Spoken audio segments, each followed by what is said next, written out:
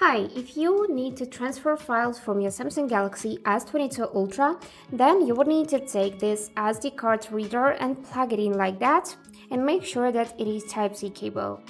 Now take your SD card and insert it in this reader. After that, you need to open this My Files app and you will see this device in the storage. But it cannot appear here sometimes, so let's just unplug it and plug again so it will appear in this storage list. And here it is, USB storage 1. So now we just need to go in the internal storage.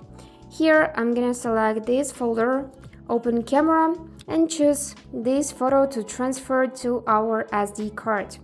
For that, I'm gonna select this icon move, and here select our USB storage 1, and we can create a folder by tapping on the plus and name it something like that.